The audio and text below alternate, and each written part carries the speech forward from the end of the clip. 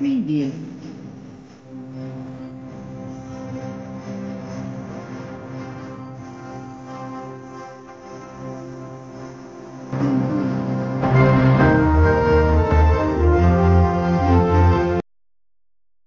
ఉచిత ఇసుకను ప్రకటించి చరిత్రకెక్కిన చంద్రబాబు.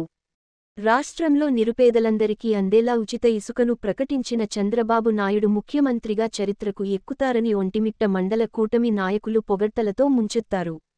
టీడీపీ ప్రభుత్వం ఉచిత ఇసుక పాలసీని ప్రకటించడంతో కడప జిల్లా మండల కేంద్రమైన ఒంటిమిట్టలో శనివారం రాష్ట్ర వాణిజ్య శాఖ మాజీ సెక్రటరీ శివశంకర్ రెడ్డి ఆధ్వర్యంలో కూటమి నాయకులు అందరూ కలిసి ముఖ్యమంత్రి నారా చంద్రబాబు నాయుడు చిత్రపటానికి పాలాభిషేకం నిర్వహించి మిఠాయిలు పంచిపెట్టారు.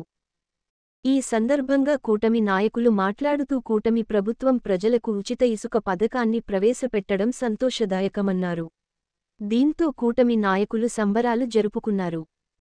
ఈ కార్యక్రమంలో ఒంటిమిట్ట టీడీపీ మండలాధ్యక్షుడు Gajjala Narasimha Reddy, class 1 electrical contractor S V Ramana, మండల టీడీపీ ప్రధాన కార్యదర్శి బొబ్బిలిరాయుడు, మంటపంపల్లి ఎంపీటీసీ సుంకేసుల భాష, మండల టీడీపీ ప్రధాన నాయకుడు చింతరాజుపల్లి రమణ, కూటమి నాయకులు ముద్దు కృష్ణారెడ్డి, బాలరాజు శివరాజు, పాటూరు గంగిరెడ్డి, నడింపల్లి మౌలాలి, రామాంజనేయులు రెడ్డి పాల్గొన్నారు. అభివృద్ధి సంక్షేమం అనేది ఒక చంద్రబాబు నాయుడు గారికే సాధ్యమని, ఆంధ్రప్రదేశ్లో తెలుగుదేశం పార్టీకే సాధ్యమని ఈరోజు నిరూపించడం జరిగింది. కాబట్టి కార్యకర్తలు మరియు తెలుగుదేశం పార్టీ నాయకులు ఇసుక విధానం, ఫ్రీ విధానాన్ని అమలు చేసిన వల్ల సంతోషాలను వ్యక్తం చేస్తున్నారు. ఇటువంటి పరిపాలనను 5 సంవత్సరాల పాటు ముఖ్యమంత్రి చంద్రబాబు నాయుడు గారు కొనసాగిస్తారని ఘంటాపథంగా ఆయన చెప్పడం జరిగింది. అందుకు ఉదాహరణ ఈ 2 విధానాలే. ఒకటి, మొట్టమొదటిగా ముఖ్యమంత్రి అయిన తర్వాత ఈ వృద్ధాప్య పెన్షన్ను చెప్పిన 3 నెలల క్రితం ఏప్రిల్లో అమలు చేసిన విధానాన్ని కూడా అమలు చేసిన మొదటిది. రెండోది ఈ డిఎస్సి దాని విధానాన్ని రెండో దానికి.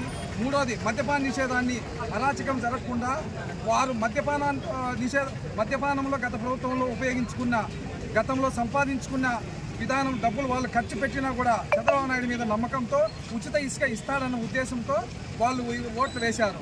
అందువల్ల ఆయన ఉచిత ఇసుక విధానాన్ని ఈరోజు నెరవేర్చడం జరిగింది. రెండోది, మద్యపాన నిషేధాన్ని వాళ్ళు సొంత కోసం, వైసీపీ పార్టీ వారి స్వార్థం కోసం ఉపయోగించుకొని గత ఎలక్షన్లో వాళ్ళు ఖర్చు చేసిన ఓటరు దాన్ని లెక్క చేయకుండా ఓటు తెలుగుదేశం పార్టీకి వినియోగించుకున్నారని మద్యపానాన్ని ఖచ్చితంగా సమృద్ధిగా నెరవేర్చడం జరిగింది. కాబట్టి ఇంకా జరగబోయే రోజుల్లో కూడా ప్రతి కార్యకర్తకు, ప్రతి నాయకుడికి, ప్రతి ఓటరుకు సమన్యాయం చేస్తామని తెలుగుదేశం పార్టీ ఖచ్చితంగా నిరూపించిందని ఇందుకు ఉదాహరణ.